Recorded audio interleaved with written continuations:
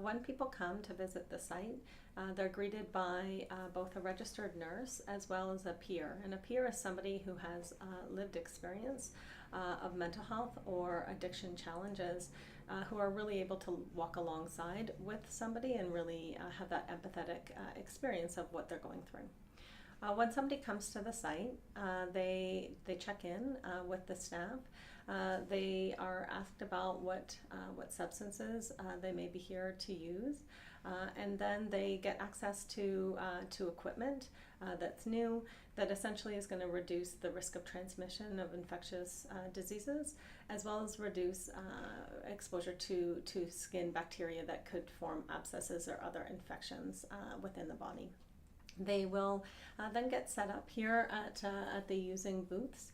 And the using booths are stainless steel to reduce the spread of infectious disease.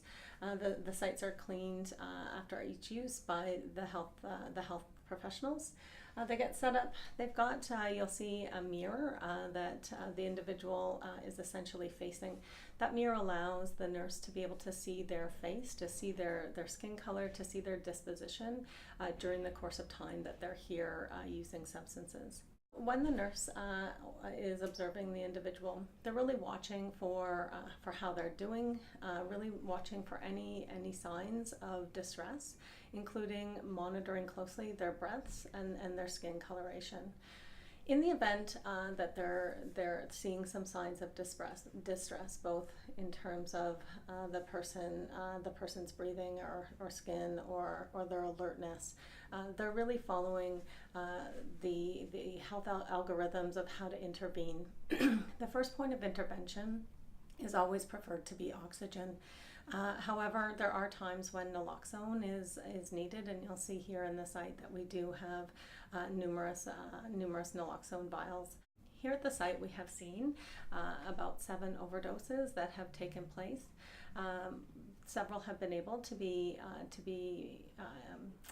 reversed using oxygen and then monitoring by the health staff afterwards. And then we've also had instances where naloxone, in some cases multiple doses of naloxone, have been required in order to reverse the overdoses that have taken place. This space has been a pretty important ingredient in the lives of people who use drugs in our community. As you may know, there's been two times when we've issued health alerts in the community as a result of purple fentanyl, where we've seen spikes in both overdose deaths and overdoses generally over the summer months.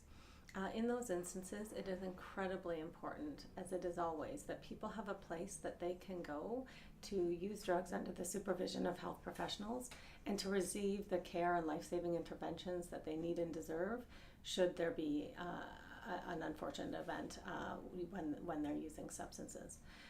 The greatest risks are when people use alone and when they aren't sure what it is that they are using, and both of those situations can lead to death. And so in this space, they're able to receive both health coaching and health teaching around the substances that they're using, and then also be overseen and not to use alone. And we've seen through those 7 overdoses that's really offered life-saving interventions here in our community at this time of overdose crisis.